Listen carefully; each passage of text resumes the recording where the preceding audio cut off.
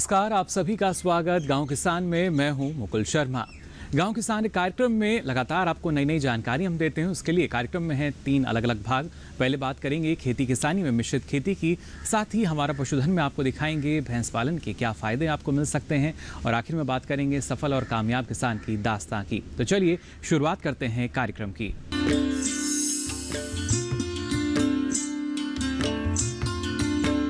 किसान बहनों भाइयों, गांव किसान के पहले भाग खेती किसानी में आज आपको हम जानकारी देने जा रहे हैं मिश्रित खेती के बारे में। आप सभी जानते हैं मिश्रित खेती क्या है, लेकिन कुछ ऐसे किसान जो उसको नहीं जानते उनको भी आज हम बताएंगे कि आखिर मिश्रित खेती क्या होती है, क्या इसका लाभ आपको मिल सकता है, और इसके जरिए देखिए जो आपकी आमदनी है कैसे उसमें आप इजाफा कर सकते हैं। आइए जान लेते हैं ये सारी जानकारी इस खास रिपोर्ट में।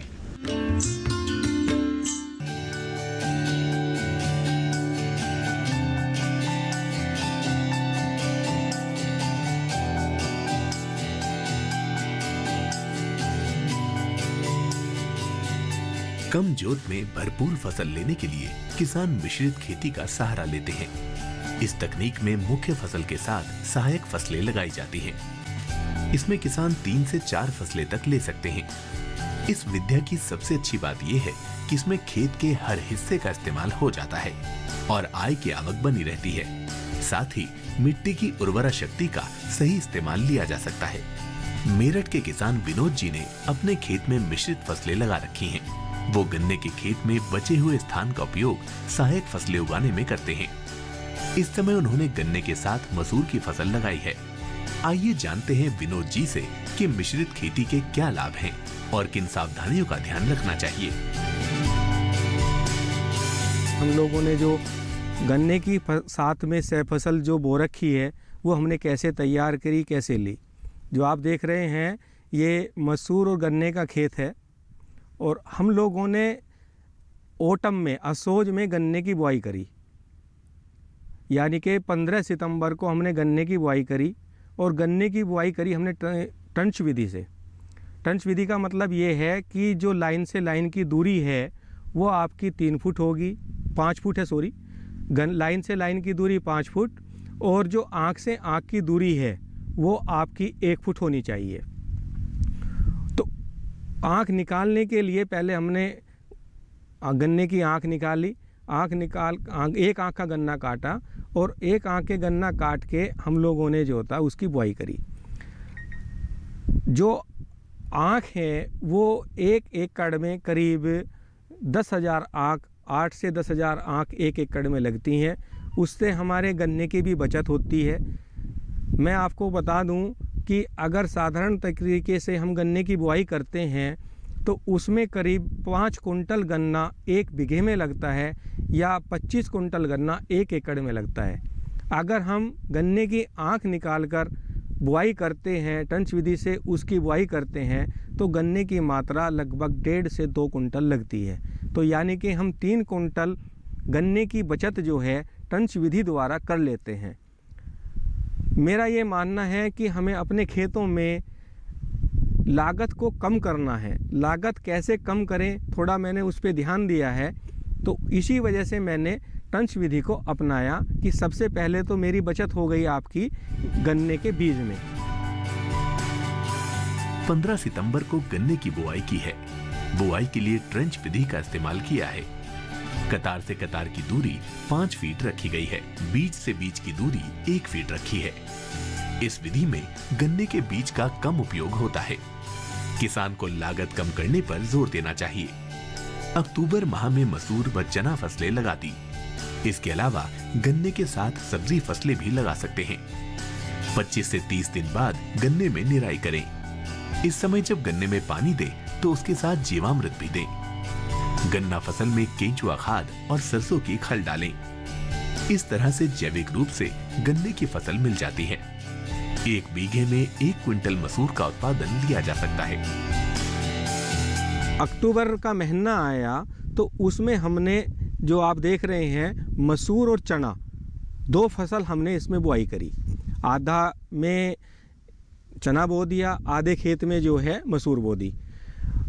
पीछे भी आप देख रहे होंगे जो गन्ना है उधर भी जो है आपका गन्ना है, और गन्ने के साथ में वहाँ बंद गोभी थी, फूल गोभी थी।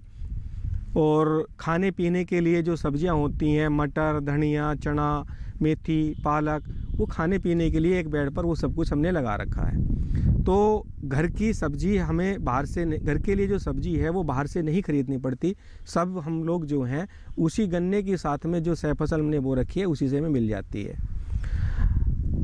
बुआई कर दी, बुआई करने के बाद में 25-30 दिन के बाद में गन्ना हमारा करीब लगभग 1 फुट का हो जाता है।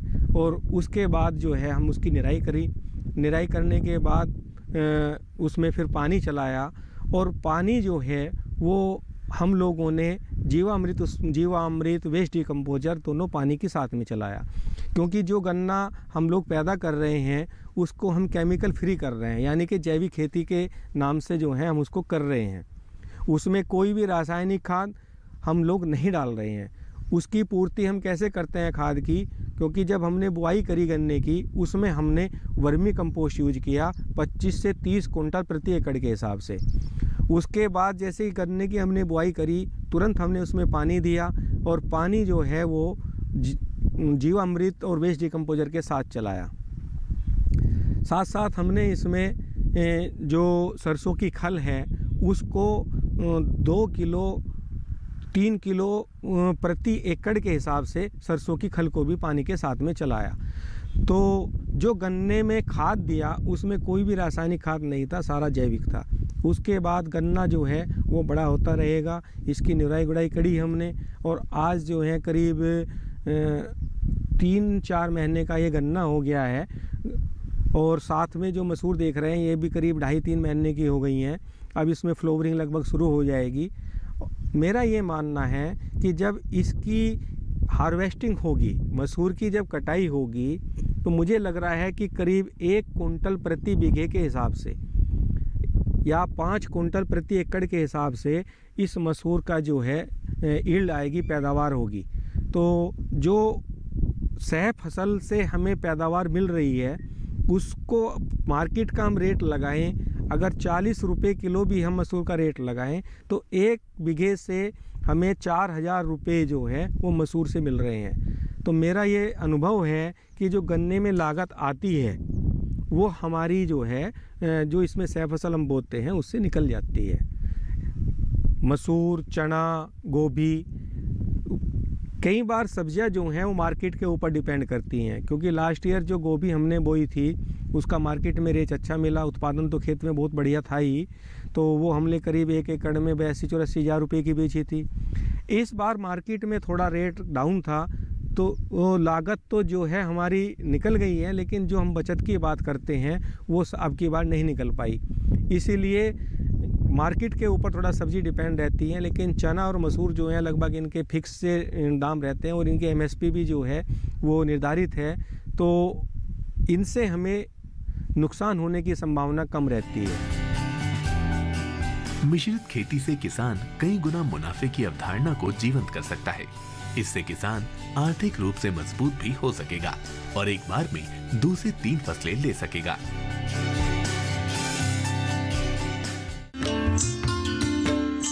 तो जाना आपने मिश्रित खेती का क्या फायदा आपको मिल सकता है। फिलहाल गांव किसान में वक्त हो चला एक छोटे से ब्रेक का। ब्रेक से लौटेंगे तो बात करेंगे हमारा पशुधन की। आप देखते रहिए दूरदर्शन किसान।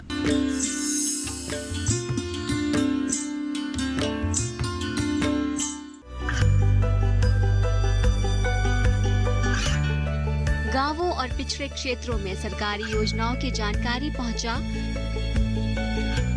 देश में कौशल और क्षमता विकास कर ग्रामीणों को सामाजिक बदलाव और विकास से जोड़ने की दूरदर्शन किसान की पहल चौपाल चर्चा देखें सोमवार से शुक्रवार सुबह 9 बजे। बीमारियों से कैसे बचेगी फसल, मवेशियों की मुश्किलों का क्या है हल, कहां से लाएं बीज, कितनी लगेगी खाद, किसानों के हर फोन का विशेषज्ञ देंगे जवाब। देखिए हेलो किसान लाइव सोमवार से शुक्रवार शाम 6 बजे।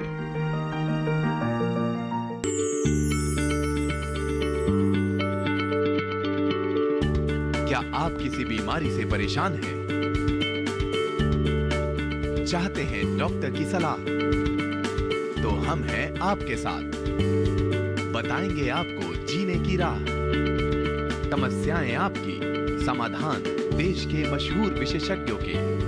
घर बैठे बात करें देश के जाने माने डॉक्टरों से।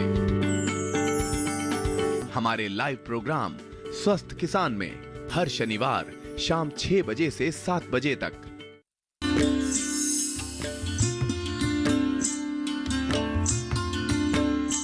ब्रेक के बाद आप सभी का एक बार फिर स्वागत गांव किसान में। अब आइए बात करते हैं हमारा पशुधन में भैंस पालन की। हम सभी जानते हैं कृषि और पशुपालन एक दूसरे के पूरक माने जाते हैं और खासतौर से भैंस पालन ऐसा क्षेत्र है जिससे जुड़कर आप ना सिर्फ अपनी आमदनी को बढ़ा सकते हैं बल्कि इसके साथ साथ पोषण सुरक्षा जो है उसको भी आप सुनिश्चित कर सकते हैं। क्या लाभ आपको मिल सकता है भैंस पालन से जुड़कर, आइए जान लेते हैं सारी जानकारी इस रिपोर्ट में।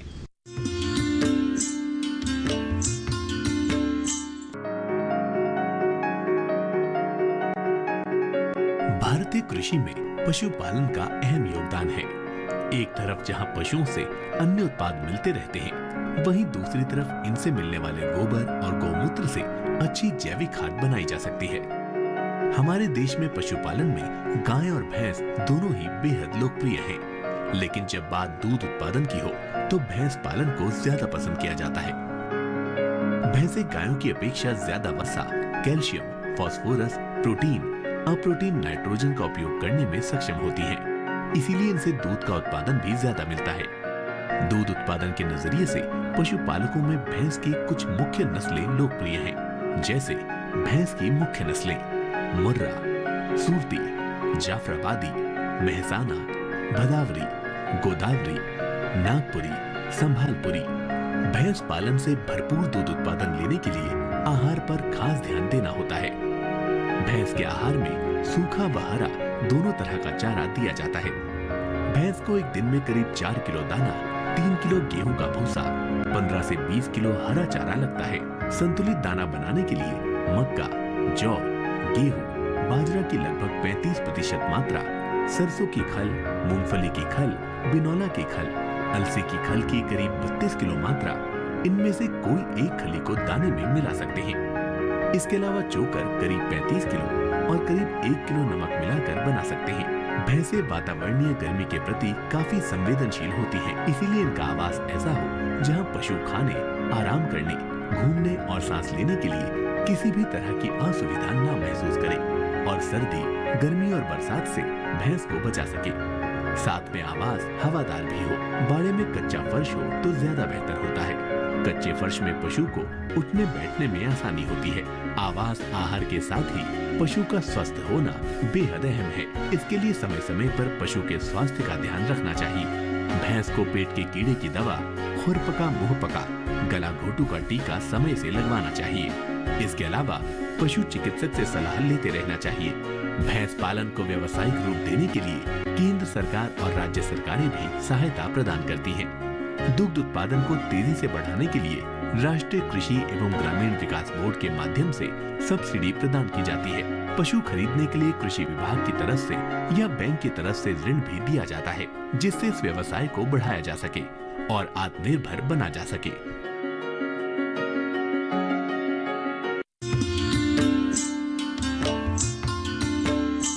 और आइए अब बात करते हैं इस माह के पशुपालक कैलेंडर की, यानी किन किन बातों का ख्याल आपको रखना होगा जिससे आपके पशु स्वस्थ और निरोगी बने रहें। फरवरी में ध्यान देने वाली बातें। जो पशु जनवरी माह में नियंत्रित प्रजनन कार्यक्रम के तहत उपचार में थे, उनका अनुसरण फरवरी माह में भी रखा जाए ताकि पशु इस महीने तक गर्भित हो जाएं। नवजात बछड़े बछड़ियों को अंतः परजीवी नाशक नियमित रूप से दें। मेमनों को पीपीआर का टीका लगवाएं। दुधारू पशुओं को थनैला रोग से बचाने के लिए उनका दूध पूरा व मुट्ठी बांधकर निकालें। तो जाना आपने कैसे आप अपने पशु का स्वास्थ्य बरकरार रख सकते हैं। फिलहाल गांव किसान में यहाँ वक्त चला एक और छोटे से ब्रेक का। ब्रेक से लौटेंगे तो बात करेंगे कामयाब किसान की दास्तां की। आप देखते रहिए दूरदर्शन किसान।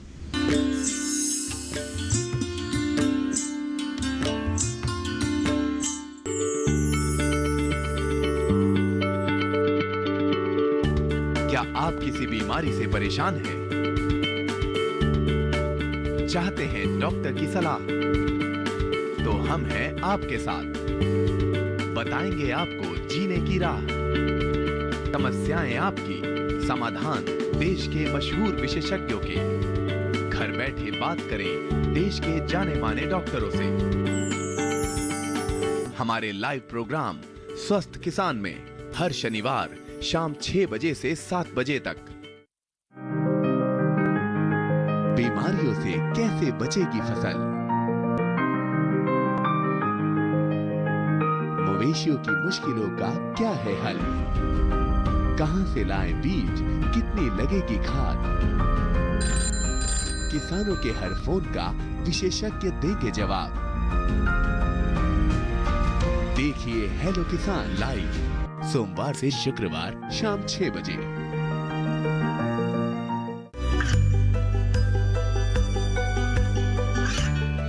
गांवों और पिछड़े क्षेत्रों में सरकारी योजनाओं की जानकारी पहुंचा। देश में कौशल और क्षमता विकास कर ग्रामीणों को सामाजिक बदलाव और विकास से जोड़ने की दूरदर्शन किसान की पहल चौपाल चर्चा देखें सोमवार से शुक्रवार सुबह 9 बजे।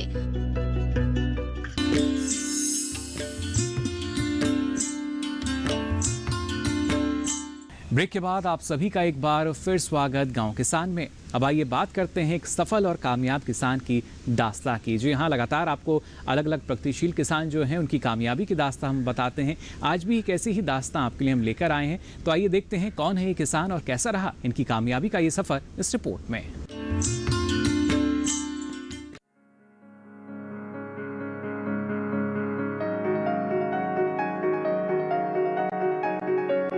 उत्तराखंड की खूबसूरती सहसा लोगों को अपनी तरफ आकर्षित करती है। हरी भरी वादियों से ढके प्रदेश का अपना खूबसूरत इतिहास भी है। वहीं यहाँ की लगभग 90% जनसंख्या कृषि पर ही निर्भर है। यहाँ के ज्यादातर किसान पारंपरिक खेती करके अपने परिवार का भरण पोषण करते आ रहे हैं। हालांकि कभी कभी उपज से सही उत्पादन मिलना मुश्किल भरा भी होता है। ऐसे में किसान परिवार की जरूरतों को पूरा करने में असहाय हो जाते हैं और समाधान की खोज में दूसरी राह इख्तियार कर लेते हैं।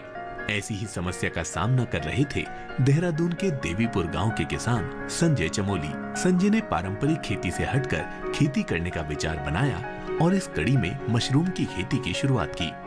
लहलहाते और हरे भरे खेत किसे नहीं भाते, लेकिन आय में इजाफा करना हो तो कुछ हटकर ही सोचना पड़ता है। देवीपुर के संजय चमोली ने भी पारंपरिक खेती के साथ साथ मशरूम की खेती करने का विचार बनाया। इस काम को सही तरीके से करने के लिए उन्होंने गांव की महिलाओं का समूह बनाया। बेहतर परिणाम मिले इसके लिए बाकायदा मशरूम उत्पादन का प्रशिक्षण लिया। साथ ही समूह की सभी महिलाओं को भी प्रशिक्षित किया। इसमें संजय के 2 उद्देश्य छिपे हुए थे, जिसमें पहला था आय में इजाफा करना और दूसरा गांव की महिलाओं को आत्मनिर्भर बनाना। हालांकि ये काम इतना आसान नहीं था। महिलाएं शुरू में घर से बाहर निकलकर काम करने में संकोच करती थी, लेकिन जल्दी ही महिलाओं ने इस बात को समझ लिया और अभियान का हिस्सा बन गई। और आज 16 महिलाओं का समूह साथ काम करके मुनाफा कमा रहा है। 2018 में हमने स्टार्ट किया था इसकी ट्रेनिंग। पहले हमने इसकी ट्रेनिंग ली थी। जितनी भी हमारी एसएचजी ग्रुप में जितनी महिलाएं सबने इसकी ट्रेनिंग ली, क्योंकि बिना ट्रेनिंग के कोई भी काम करना मुझे लगा कि अपना पैसा ही बर्बाद करना होगा। इसकी पूरे प्रॉपर इसकी ट्रेनिंग लेकर फिर हमने इसको आगे चालू किया प्रोसेस को। हमारे आस पड़ोस में जितनी भी महिलाएं थी, हमने इनसे बातें की, भाई इस तरह से ग्रुप बनाएंगे और आप लोगों को सबको हमारे साथ काम करना होगा और जो भी इनकम होगा हम सब में बराबर बटेगा, बराबर की हिस्सेदारी होगी। तो इसमें हमारे साथ जो महिलाएं आगे आई तो सबने जब हामी भरी तो हम भी उनके साथ आगे बढ़ते रहे। समाज में जैसे हमारा ग्रामीण समाज है तो थोड़ा दिक्कत इस तरह से आई कि लोगों ने कहा जैसे यार अपनी पारंपरिक फसल छोड़ के तुम इन मशरूम को उगा रहे हो, इससे क्या होगा, ये कहाँ बेचोगे, इससे कितना तुम्हें पैसा मिलेगा, अब इतने बड़े खेत में तुम्हारा बसर हो नहीं रहा है, इतनी छोटी सी जगह पे कैसे तुम गुजर बसर करोगे। तो ये दिक्कतें आई शुरू में हमें। तो धीरे धीरे हमने इसको ये चैलेंज स्वीकार करिए समाज के भी कि हम करेंगे इसको। जब मन में सब महिलाओं ने, हमने जब ठाना कि इसको करना है तो करना ही है। संजय ने ऐसा रास्ता चुना जिसमें वो अकेले नहीं थे। उनके साथ थी उनके समूह की ताकत, और जिस अभियान में कई लोगों की मेहनत छुपी होती है वहाँ सफलता मिलना लाजमी है। हालांकि शुरू में थोड़ी मुश्किलें जरूर आई, लेकिन संजय ने हार नहीं मानी और आगे बढ़ते गए। एक समय तो ऐसा भी आया कि आसपास के लोग हतोत्साहित करने लगे, लेकिन संजय ने इसे चुनौती माना और अपने काम में जोर शोर से गल गए। यही वजह है कि संजय आज एक कामयाब किसान है। वहीं दूसरी तरफ समूह से जुड़ी महिलाओं को रोजगार मिला। आज महिलाएं खुद को आत्मनिर्भर महसूस कर रही हैं। हमारे द्वारा जो है ONGC से CSR फंड के तहत वहाँ पे संपर्क किया गया और उन्होंने जो है हमको यहाँ पे जो है फंड मुहैया कराया और हम लोगों ने इनको यहाँ पर इसी तरीके की जो है 10 हट बना करके यहाँ पे मशरूम का काम जो है स्टार्ट करवाया। 2-3 ही लोग पहले इकट्ठे हो पाए, फिर धीरे धीरे करके महिलाएं जोड़ना शुरू किया, फिर तब जाके 16 महिलाएं हम हुई थी इकट्ठी। तो ग्रुप बनाया, अच्छे से ग्रुप चला, काफ़ी साल हो गए ग्रुप को चलते चलते।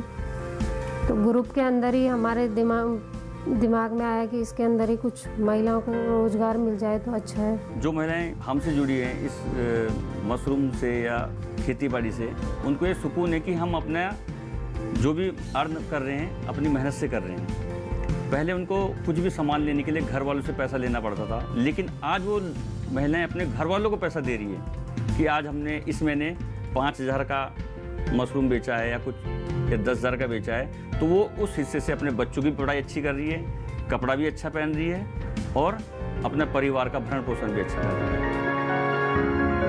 संजय जैसे किसान अपने सकारात्मक प्रयासों से न सिर्फ अपना जीवन संभाल रहे हैं, बल्कि देश में कृषि को नए आयाम तक ले जा रहे हैं। इन सतत प्रयासों से महिला किसान ज्यादा सशक्त हो सकेगी।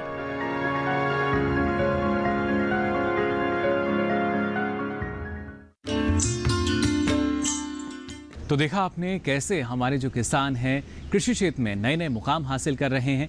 हमारी उम्मीद यही है कि आप भी कृषि क्षेत्र में नई ऊंचाइयों को छूते रहें और इस क्षेत्र का विस्तार करते रहें। फिलहाल आज के लिए गांव किसान में बस इतना ही। फिर हाजिर होंगे नई जानकारियों के साथ। तब तक के लिए दीजिए इजाजत। नमस्कार।